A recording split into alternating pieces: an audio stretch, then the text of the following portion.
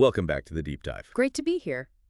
Today we are putting down the geopolitical maps and picking up something a little different. The molecular blueprints. Exactly. Yeah. We're diving into a realm of strategy that is, it's far older and you could argue way more intricate than any human-devised plan. We're talking about biochemical strategy. Indeed. We often talk about enzymes simply as catalysts, things that speed up reactions. But that framing, it really misses the genius of it all. How so? Well, we really need to view them as highly refined biochemical strategists. If you think about the vast molecular landscape inside a cell, evolution has basically selected for the most intricate, powerful, and efficient sequence of moves possible. The optimal strategy. The optimal strategy to achieve very specific biological goals. I really like that chess analogy. Perfect move on the board. It always seems so obvious in retrospect. Right. But the real genius is in the planning, the strategy that leads to that one perfect, decisive action. And that's our mission today. We're going to explore the strategy handbook used by 4 distinct classes of enzymes. And they're all hydrolysis, which means they use water to cleave a substrate. But, and this is the key, they're all solving 4 profoundly different biochemical challenges. That's the central theme, exactly. We're going to look at how a pretty limited toolkit of basic chemical principles can be deployed in these wildly creative ways to solve 4 completely different problems that are crucial for life. It really shows the elegance and, I guess, the adaptability of this enzymatic machinery. It does. Okay, so let's frame these 4 challenges because they are really the narrative arcs of our deep dive today. First up, the most fundamental hurdle of all, kinetic stability. Right, and that belongs to the serine proteases. We'll be using chymotrypsin as our main example. Their challenge is overcoming what we call kinetic inertness. Meaning they're just stable, unreactive. Extremely. They have to facilitate a reaction cleaving the peptide bond that is so notoriously slow at neutral pH that its half-life can be decades, even centuries. So they're dealing with a reaction that, if you just left it alone, it essentially never happens on a biological timescale. Okay, so from incredibly slow to the opposite extreme. The opposite extreme, we pivot to the carbonic anhydrases. Their problem isn't stability, it's the need for extreme speed. How fast are we talking? They need to catalyze the hydration of CO2 at a rate that approaches the theoretical limit of diffusion. We're talking up to 1 million turnovers per second. 1 million per second, just to keep up with things like breathing. To keep pace with rapid physiological processes, yeah. Okay, challenge number 3. Third, we have the restriction endonucleases, like EcoRV, and their focus is entirely on high specificity. Life or death specificity. Absolutely. Their challenge is to find and cleave viral DNA at a single specific recognition sequence while completely sparing the host's own DNA, which is full of similar but not identical sequences. And the numbers are staggering, right? The efficiency ratio has to be huge. Over 4,000 to 1 between the correct site and all the incorrect ones. It's incredible precision. And finally, number 4. Finally, the Myosins. And their strategy is probably the most visually compelling. They harness enzyme conformational changes to couple the chemical energy from ATP hydrolysis directly to mechanical work. They're the molecular motors. They're the motors. They convert chemical energy into physical motion, which is fundamental to everything from your muscle contracting to, logistics inside the cell. That is quite an itinerary. It is. But before we can examine these specialized tactics, we need to open up the basic enzyme toolkit that they all draw from. Let's do it. Section 1, the core catalytic strategies. So it seems that whether an enzyme is, moving a muscle or dissolving a protein, the whole process has to start with something called binding energy. What exactly are we talking about here, and how does it drive catalysis? Binding energy is essentially the free energy that gets released when the substrate successfully docks into the enzyme's active site. And that docking is through a lot of weak interactions. A large number of weak, non-covalent interactions. Things like hydrogen bonds, van der Waals forces, hydrophobic interactions. And you mentioned earlier, this energy isn't just about holding the substrate in place. It has a dual purpose. Absolutely. The first purpose is substrate specificity. Only the precise, correct substrate can maximize all of those weak interactions with the enzyme's, very specific, geometrically defined active site. So if the molecule is even a little bit wrong, If it's slightly wrong, Several of those crucial weak interactions are lost. The binding energy drops dramatically, and that substrate just won't be processed efficiently. It'll just fall off. Okay, so that's purpose one. What's the second, more important one for catalysis? The second purpose is really the core principle of all enzyme function, increasing catalytic efficiency through transition state stabilization. Right, so the enzyme isn't designed to bind the starting material as tightly as possible. Precisely. That's a common misconception. It is deliberately designed to maximize those weak interactions and therefore maximize that binding energy only when the whole substrate enzyme complex reaches the highly unstable transient high-energy transition state. So it preferentially stabilizes the highest energy point of the entire reaction, the peak of the mountain. Exactly. By stabilizing that fleeting transition state structure, the enzyme significantly lowers the activation energy required for the reaction to even happen. That's like a huge magnetic pull that only switches on when the molecule is halfway up that energy mountain. That's a great way to think about it. It pulls the reaction over the hump. And this stabilization is often coupled with something called induced fit. So binding energy isn't just holding things still, it's actively promoting structural changes. Yes, exactly. The binding of the substrate can induce a change in the enzyme shape, or the enzyme can actually mold the substrate, forcing it into a more reactive, high-energy conformation. The main point is that this energy is used to drive the whole system toward that transition state configuration. Making the reaction vastly faster. Vastly. So beyond this universal strategy, our sources outline 4 specific additional strategies that enzymes use, sometimes alone, sometimes together. Let's run through this specialized toolkit. Okay, first up, we have covalent catalysis. This involves a temporary detour in the reaction pathway. It does. A reactive group within the active site, usually a powerful nucleophile, temporarily forms an actual covalent bond with a part of the substrate. And this creates a transient modified intermediate. We'll see this with the acyl-enzyme intermediate in chymotrypsin. Right. The idea is that you break the overall reaction into 2 smaller steps, both of which have lower activation barriers than the original single step. Makes the whole process much faster. Okay, what's the second strategy? The second is ubiquitous, general acid-base catalysis. This is where molecules other than water play these crucial roles as proton donors, so acids or proton acceptors, bases. And this role is often played by amino acid side chains, like histidine. Correct. Histidine is perfect for this because its pK is right around physiological pH, around 6, so it can easily grab or give away a proton. We're going to see it acting as a base to activate serine in proteases and as a base to pull a proton off water in carbonic anhydrase. It's incredibly versatile. It is. And we even see the substrate itself, like the ATP phosphate group in myosins, acting as a base to promote its own breakdown. The third strategy is, I think, the most straightforward, but it's still really effective. Catalysis by approximation. It's all about mechanical efficiency. For reactions that involve 2 separate substrates, like CO2 and water in a hydrolase, the enzyme drastically enhances the rate just by bringing the 2 reactants together and lining them up on a single binding surface. You're just increasing the odds of them bumping into each other in the right way. Massively. By constraining their orientation and location, the enzyme massively increases the effective concentration of the reactants right at the point of reaction. It can boost the rate thousands of times over what would happen if they were just floating around in solution. And finally, we have metal ion catalysis. This often involves ions like zinc or magnesium. Yeah, they're like critical co-hosts for the reaction. They assist in several distinct ways. First, they can coordinate to a water molecule. And because they're positively charged, they pull electron density away from the water. Making it more acidic. Exactly. It dramatically lowers the water's pKa. This facilitates the formation of a really potent nucleophile, like the hydroxide ion, OH-. And that's precisely what zinc does in carbonic anhydrase. What else can they do? Secondly, they can act as electrophilic stabilizers.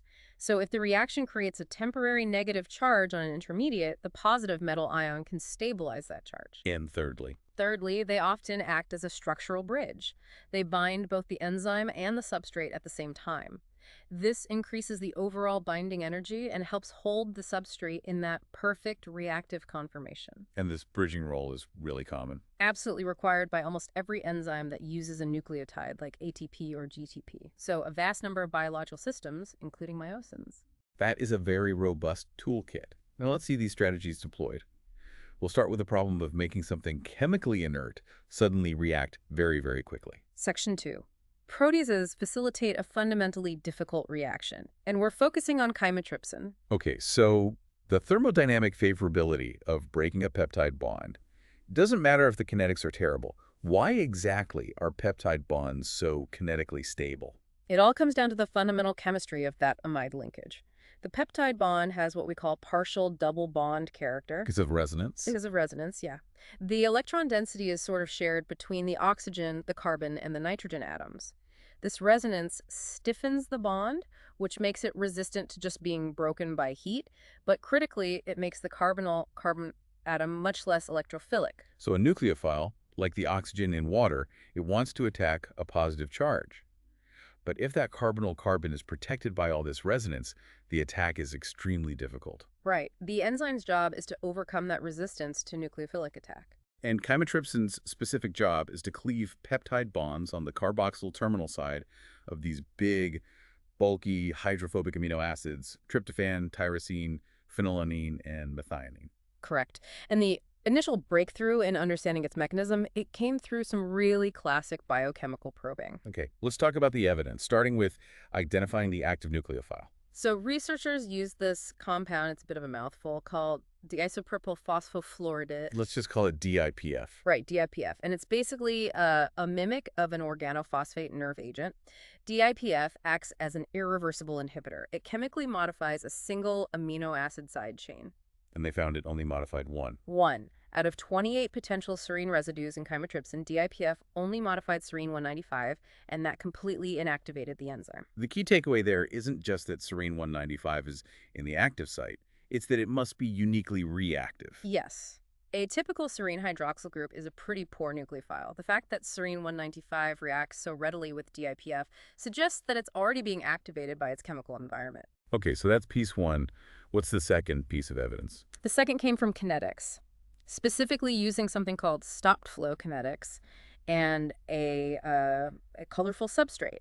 They used a chromogenic ester, acyl-phenylalanine p-nitrophenyl ester. Which is just a fancy way of saying a substrate that turns yellow when it gets cleaved. Exactly. So when they mixed the enzyme and the substrate and watched the product release over milliseconds, the result wasn't just a simple, steady rise in yellow color. No, not at all. They saw a very distinct, rapid burst phase of product release, which was immediately followed by a much slower, continuous, steady-state phase.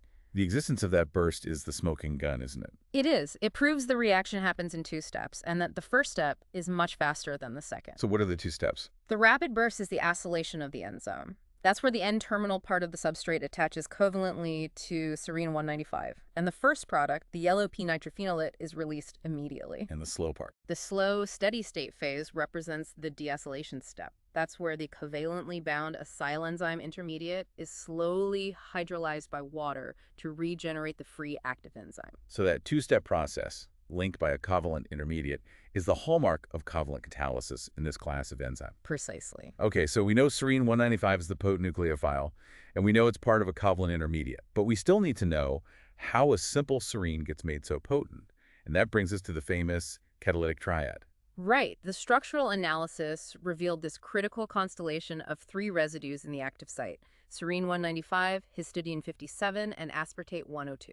And the interaction between them is just a brilliant example of proximity and general acid-base catalysis. It is. Aspartate 102, which is negatively charged, it forms a crucial hydrogen bond with histidine 57.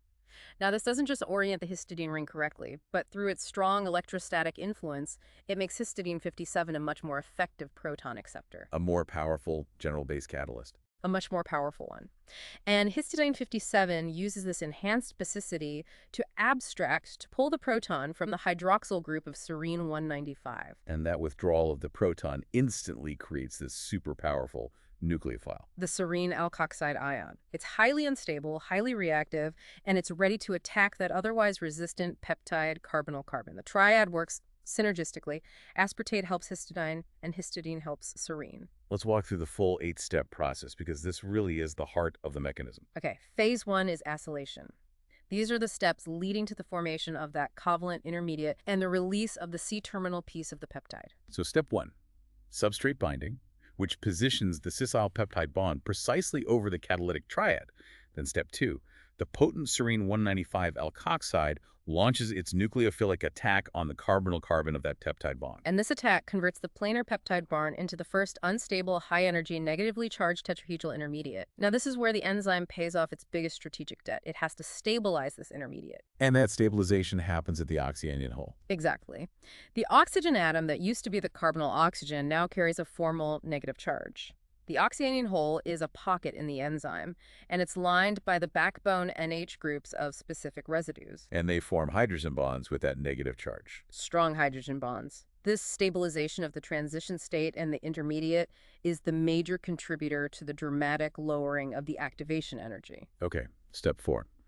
The tetrahedral intermediate collapses. It does. And histidine 57, which was holding the proton it took from serine 195, now acts as a general acid.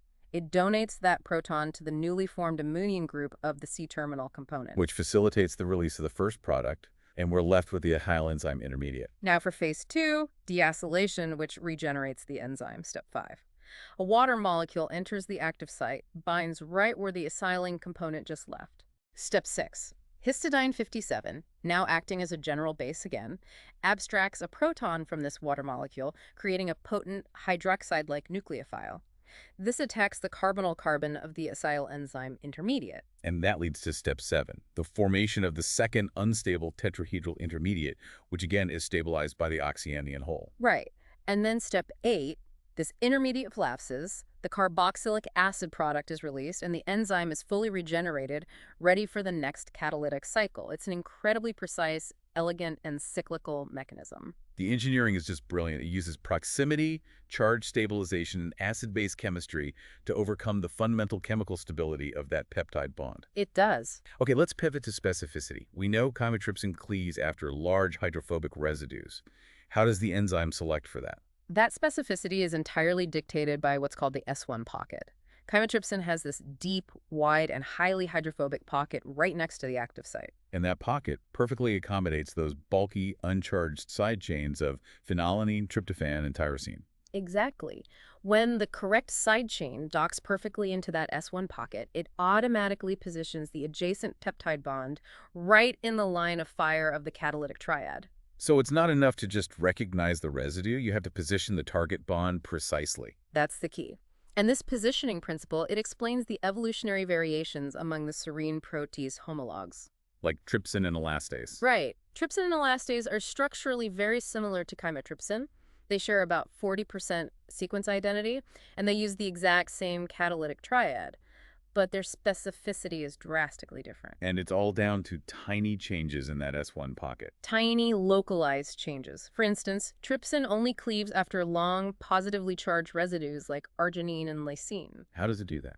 Well, its S1 pocket is deep, so the long chains can fit. But at the very bottom of the pocket, it has a negatively charged residue, aspartate 189. So opposites attract. It acts like an electrostatic beacon, attracting and stabilizing the positively charged side chains of arginine and lysine, locking them into position for cleavage. And elastase goes the other way, right? It only cleaves small residues like alanine or serine. Because its S1 pocket is almost completely blocked off, two bulky residues, valine 190 and valine 216, sit right near the entrance. They physically exclude any large or even medium-sized side chains, Forcing elastase to only process peptides next to the smallest amino acids. It's just astounding that changing one or two amino acids can completely shift the functional targeting. It is. But the real proof of this strategy's elegance is convergent evolution. This is where the physics of the problem dictates the solution. Precisely. There's a bacterial protease called subtilisin. It uses the identical Serhis-asp catalytic triad and the oxyanion hole mechanism, yet its overall three-dimensional fold, its sequence, is completely unrelated to the mammalian proteases. So the same solution evolved independently. The conclusion is inescapable.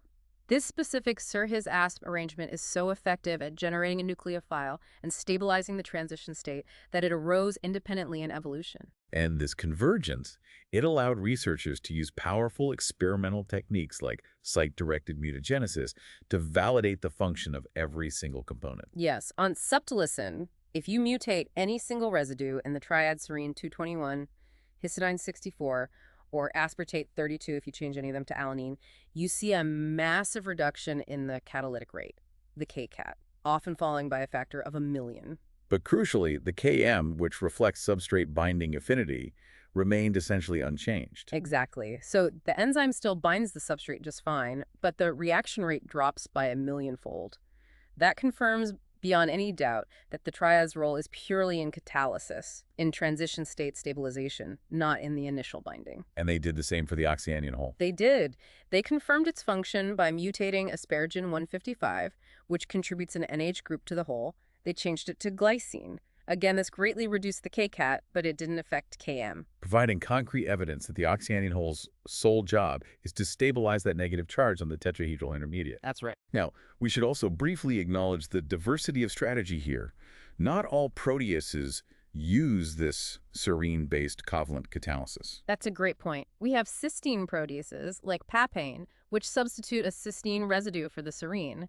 And since sulfur is inherently a better nucleophile than oxygen, it often only needs activation by a histidine residue, not the full triad. Then there are the aspartate proteases, like renin and HIV protease. They ditch the covalent intermediate entirely. They rely on a pair of strategically positioned aspartic acid residues to activate a water molecule for a direct nucleophilic attack on the peptide bond. And finally, the metalloproteases. Such as ACE, angiotensin-converting enzyme. They use a bound metal ion, typically zinc, to activate a water molecule, which generates the nucleophile that attacks the carbonyl. This systematic understanding of how each class generates a nucleophile or stabilizes the transition state is the whole reason we have effective drugs. Absolutely. HIV protease is an aspartate protease. Drugs like indinavir or crixivan were rationally designed to mimic the unstable tetrahedral intermediate of that reaction. Because HIV protease is a dimer, the drug is designed to adopt a conformation that approximates the enzyme's twofold symmetry. It binds incredibly tightly, way tighter than the actual substrate, and it shuts down the viral replication machinery. It's a transition state analog, weaponized for medicine. Perfectly put. That's the power of solving kinetic inertness. Now, let's transition to the opposite problem, solving the challenge of extreme speed. Section 3. Carbonic anhydrases make a fast reaction faster. The physiological need for this enzyme is crystal clear. We rely on it for transporting metabolic CO2 from our tissues back to our lungs for exhalation. And for other processes too, like the formation of aqueous humor in the eye. The uncatalyzed reaction is CO2 plus water goes to carbonic acid, which then quickly ionizes. But the uncatalyzed reaction, while it's moderately fast, it's nowhere near fast enough to support the demands of rapid breathing or blood buffering. Not even close. Carbonic anhydrase accelerates this reaction up to 1,000,000 times per second. Its Kcat is about 10 to the 6th per second, which places it among the fastest known enzymes. It's effectively limited only by how quickly the substrate can diffuse into the active site. And the key strategic move here is metal ion catalysis using zinc. That's the heart of it. Carbonic anhydrase contains a single, tightly bound zinc 2+ ion. It's coordinated structurally by the nitrogen atom of 3 histidine residues and, critically, a single water molecule. The positive charge of that zinc ion is the entire mechanism's starting point. Tell us how that positive charge is leveraged to create the nucleophile. Well, the zinc ion acts as a powerful electrophile. By coordinating the water molecule, the positive zinc ion draws electron density away from the oxygen-hydrogen bonds in that water. This polarization effect dramatically weakens the OH bond. It does. It lowers the pK of that bound water molecule from 15.7, which is the pK of free water, all the way down to about 7.0. A pKa of 7.0 means that at physiological pH, which is around 7.4, that water molecule is readily deprotonated. It wants to give up its proton. Exactly. The result is a highly potent zinc-bound hydroxide ion, OH-, which is perfectly positioned to attack the CO2 molecule. And the CO2 molecule binds right next door. Yep, CO2 binds to an adjacent nonpolar hydrophobic site in the active cleft. This is the catalysis by approximation strategy in action, bringing the activated hydroxide and the CO2 into perfect reactive proximity.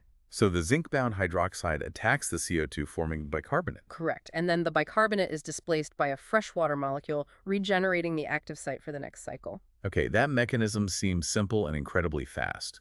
But this leads us to the famous bottleneck, the proton shuttle paradox. If the reaction rate is 1,000,000 times a second, why was that initially so impossible to explain? The paradox lies in the speed of the regeneration step. The overall reaction requires the release of a proton. You go from a zinc-bound water to a zinc-bound hydroxide plus a proton. Since the pKi is 7, the rate at which that proton is released and then diffuses away into the solution is physical limited. For a proton to diffuse out of that active site and be neutralized by the bulk solution, the maximum rate is only about 10 to the fourth per second. So 10,000 events per second. But you just said the enzyme's turnover is 1,000,000 per second. The math doesn't check out. It doesn't. If that required regeneration step is limited to 10,000 events per second, the entire enzyme turnover rate should be limited to 10,000 events per second. So how did it solve this? The solution revealed this deep layer of enzyme strategy. The enzyme had to evolve a way to quickly transfer the proton to the outside environment without relying on slow diffusion. And the resolution is the proton shuttle. What component plays the role of the shuttle? Predominantly, it's histidine 64. Histidine 64 is located near the zinc center, and it acts as an intermediary. So instead of waiting for the proton to slowly diffuse out of the deep active site, histidine 64 rapidly abstracts the proton from the zinc-bound water molecule. It just takes the proton and moves it. Yes, it quickly transfers the proton a short distance to the protein surface. And once it's on the surface, large, high-concentration buffer components in the external solution, which are too big to get into the tight active site themselves, they can rapidly accept the proton and carry it away. So the proton removal is essentially outsourced. It is. The histidine 64 shuttle mechanism bypasses that slow proton diffusion limitation, which allows the active site to be instantaneously regenerated with a fresh water molecule. And this strategic move is what allows the enzyme to achieve its maximal diffusion-limited rate of 1,000,000 times per second. It's an elegant demonstration that enzyme strategy isn't just about chemistry. It's also about optimizing the physical and kinetic environment to get the job done. Exactly. We move now from speed to precision, looking at Section 4. Restriction enzymes catalyze highly specific DNA cleavage reactions. And this is all about the exquisite challenge of molecular identification. The stakes here are incredibly high. Restriction endonucleases protect bacteria from viral infection by recognizing and cleaving specific viral DNA sequences, their target. For example, EcoRV recognizes the 6-base pair sequence 5' GATTC3'. And the challenge is that they have to be ridiculously precise. They have to cut only those kinetic sites while ignoring the host bacterium's own DNA and avoiding all the millions of other nonspecific DNA sequences. It's a needle in a haystack problem, but for molecules. So before we get to specificity, let's confirm the chemical reaction. We know they hydrolyze the phosphodiester backbone of DNA, but like with the proteases, we need to know. Does this happen via a covalent intermediate, or is it direct hydrolysis? This question was resolved with a brilliant piece of experimental design based on stereochemistry. Researchers synthesized DNA substrates containing a modification called a phosphorothioate. That's where a non-bridging oxygen atom on the phosphate group is replaced by a sulfur atom. Right, and the key is that this modification makes the phosphorus atom chiral. This allows researchers to track its configuration before and after the reaction. Okay. So they perform the cleavage and they analyze the configuration of the phosphorus atom in the product. Now, if the reaction used a covalent intermediate, like serine proteases do, there would be 2 inversions of stereochemistry. One for the formation of the covalent bond and one for its hydrolysis. Exactly, which would result in an overall retention of stereochemistry. But that's not what they found. No. The result showed a single inversion of stereochemistry at the phosphorus atom upon cleavage. This single inversion is the definitive proof for the direct hydrolysis mechanism.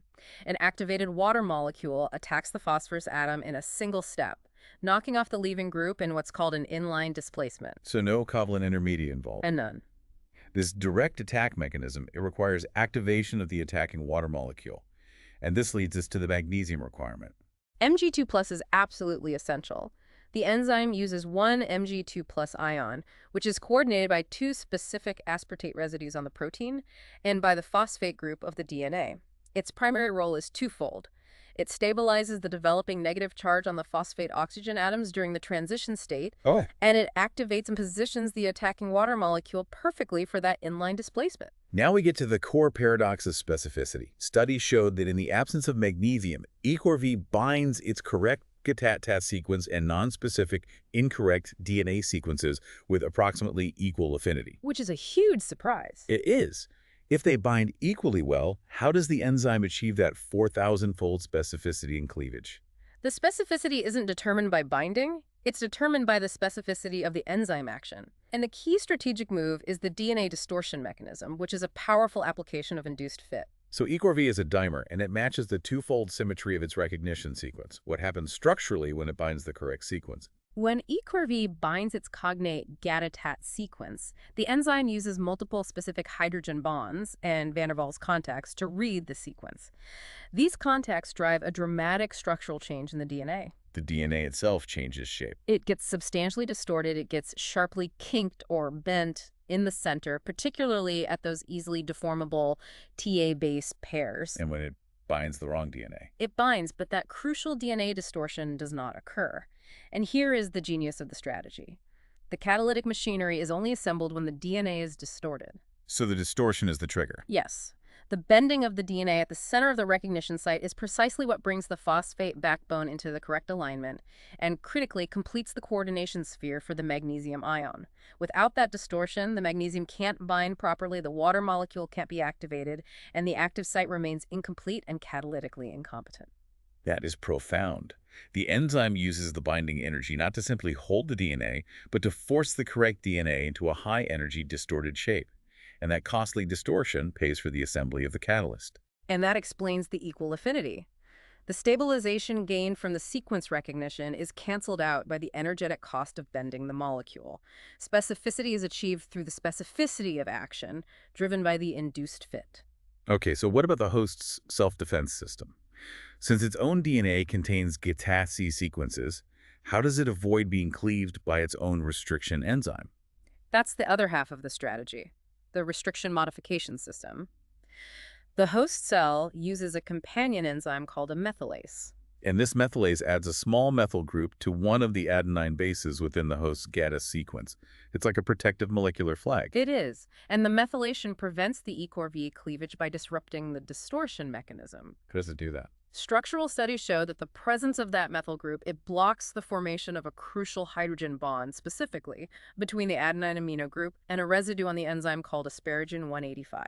So you block that one single hydrogen bond, you disrupt the network of forces that drive the bend, and the DNA can't be distorted. No distortion, no magnesium binding, no activated water, no cleavage. The host DNA is spared, while incoming viral DNA, which is unmethylated, is rapidly cleaved. It's an elegant, self-contained immune system at the molecular level. And this system is so effective that these type 2 restriction enzyme genes are thought to frequently jump between unrelated species via horizontal gene transfer through plasmids, for instance, because the selective advantage of having viral defense is just so high. It's a powerful weapon to have in your arsenal. Finally, we turn to the most dynamic challenge. Section 5. Myosins harness conformational changes to couple ATP hydrolysis to mechanical work. We're now talking about movement. Myosins are the quintessential molecular motors. They convert the chemical energy stored in ATP into large-scale cellular motion, like the sliding filaments in muscle contraction or the walking of vesicles along the cytoskeleton. The primary substrate is ATP, the energy currency. And here we immediately return to the metal ion catalysis toolkit, though magnesium plays a slightly different role here. That's right. The true substrate for myosins, and in fact for most enzymes that use nucleotides, isn't just ATP alone. It's the NTP-Mg2+ complex. The magnesium ion binds the negatively charged phosphate groups of ATP, helping the enzyme recognize and stabilize the correct configuration of the nucleotide. Okay, so we know the reaction is hydrolysis, a nucleophilic attack by water on the gamma-phosphoryl group of ATP. But when the enzyme is crystallized with intact ATP, the structure shows the attacking water molecule isn't positioned or activated yet. Which tells us that, just like the restriction enzyme needed to distort the DNA, myosin needs to undergo a conformational change to become catalytically competent. It requires the input of energy from binding to fully assemble that catalytic site. And to understand the active state, researchers had to visualize the transition state. They did this using the clever trick of a transition state analog. Right. The pentacoordinate transition state is incredibly unstable, but it can be mimicked beautifully by using ADP and the transition metal vanadate. VO4, 3-. Exactly.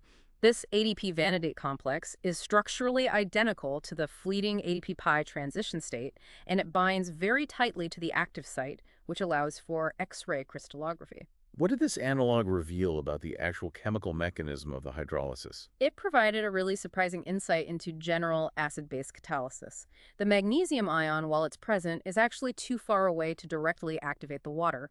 Instead, the transition state analog showed that a specific residue, serine 236, is perfectly positioned to mediate the proton transfer. So serine 236 facilitates the removal of the proton from the attacking water molecule. Yes. Serine 236 abstracts the proton from the water, but then for the reaction to proceed, that proton needs to be fully removed from serine 236. And the structural evidence suggests that one of the oxygen atoms of the gamma phosphoryl group of the ATP itself acts as the final base to pull the proton away. That is truly ingenious. The ATP substrate promotes its own hydrolysis by acting as the general base catalyst. It essentially sets the stage for its own destruction. It's the ultimate expression of induced fit driving catalysis. But the most dramatic part of this strategy is the conformational coupling, how the subtle chemical stabilization of that transition state translates into physical motion. So what were the structural differences between the ATP-bound inactive state and the ADP vanity-bound transition state analog? Within the active site itself, the changes are pretty modest. We see a small segment of amino acids shift about 2 angstroms to perfectly cradle and stabilize the pentacoordinate structure of the transition state. And this subtle shift provides the massive free energy stabilization needed to speed up the reaction. But this small internal change has an amplified effect on the entire molecule. That's the key. That small shift in the catalytic core triggers a complete structural rearrangement in a distant domain. An elongated 60 amino acid region at the C-terminus of the myosin head, often called the lever arm, undergoes a dramatic movement of up to 25 angstroms. 25 angstroms. That's the physical macroscopic movement we associate with the muscle power stroke. So the process of stabilizing the transition state is fundamentally coupled to a massive, amplified mechanical shift. Yes. The binding energy, specifically the preference for the transition state, dictates the movement. The structure of the protein acts as a sophisticated amplifier, coupling the chemical energy of hydrolysis directly into mechanical work. Now, despite all this powerful machinery, myosins are actually slow enzymes. They only turn over about once per second. Why is this slowness necessary for a molecular motor?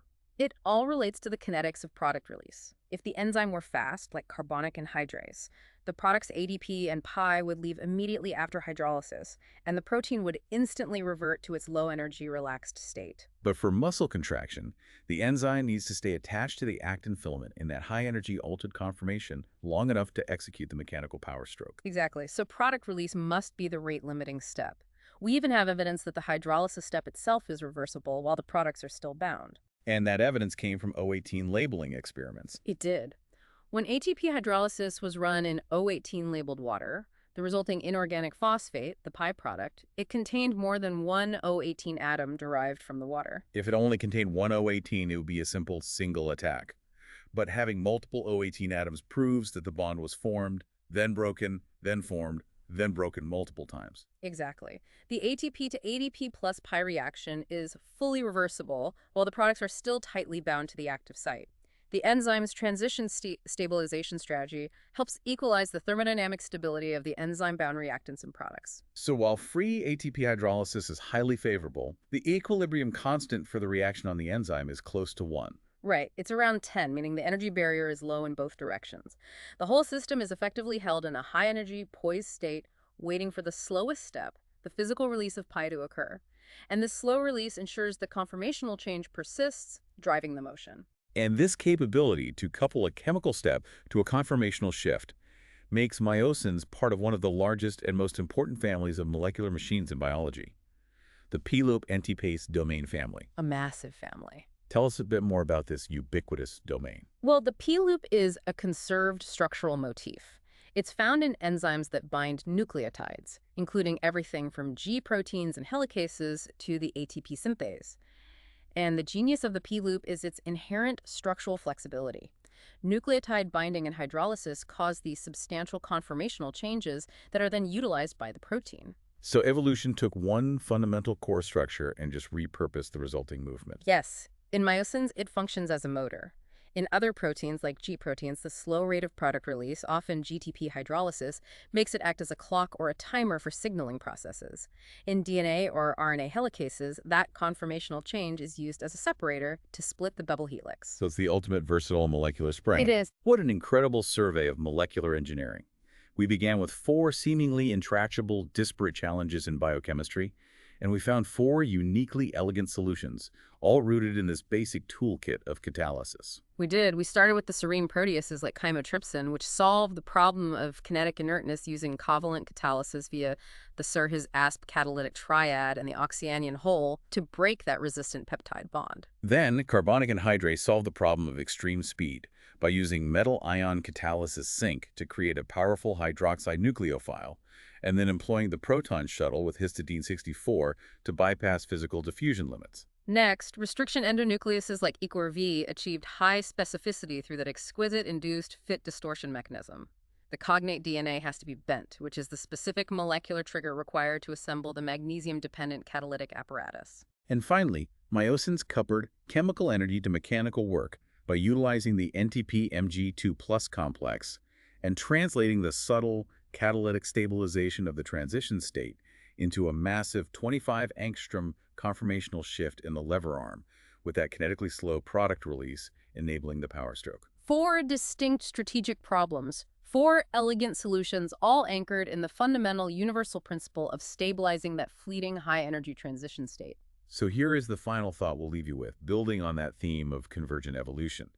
We saw that the P-loop domain is this universal scaffold for motors and clocks, but the serine protease catalytic triad structure arose independently at least 3 separate times across disparate species. Why is that specific 3-residue solution, aspartate, histidine, serine, so universally optimal for cleaving peptide bonds?